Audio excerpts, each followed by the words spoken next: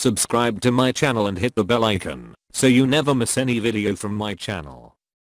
آج بہجت سے سوال کیا شیخ محمد تقی بہجت کہا آقا بتائیے تقوی کس چیز کا نام ہے، کیا کروں کہ متقی بن جاؤں؟ کہا تقوی کسی کام کے کرنے کا نام نہیں بلکہ حرام سے اجتناب کا نام تقوی ہے۔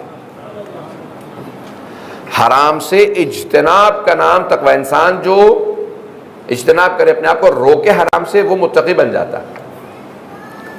بس بھئی تمام عبادات سے روزہ مختلف ہے، روزہ انسان کو متقی بناتا ہے، اور کیوں؟ کیونکہ روزہ انسان کو اپنے اوپر قابو سکھاتا ہے۔ قابو، جو کنٹرول سیکھ جائے بس وہی متقی بنتا ہے۔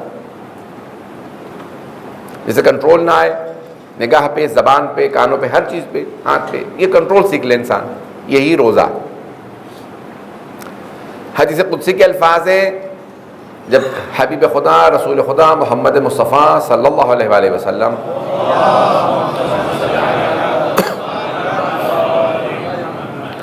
معراج پہ تشریف لے گئے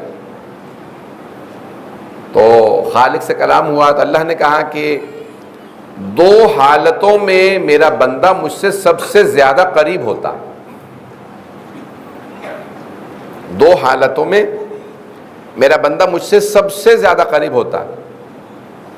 بتائیے کون ہو؟ جائعن اور ساجدن، جب وہ بھوکا ہو یا سجدے میں ہو، یہ دو حالتیں میرے بندے کو مجھ سے سب سے زیادہ قریب بنا دیتی ہیں۔ بھوکا ہو، جب وہ بھوکا ہوتا ہے، پیٹ بھرا ہوا نہیں، بھوکا بندہ اللہ سے زیادہ قریب ہوتا ہے، اور جب سجدے میں ہو تو اللہ سے زیادہ قریب ہوتا ہے۔ پیٹ بھر لینا یعنی دنیا سے اپنے آپ کو بھر لیا دوبارہ انسان نے،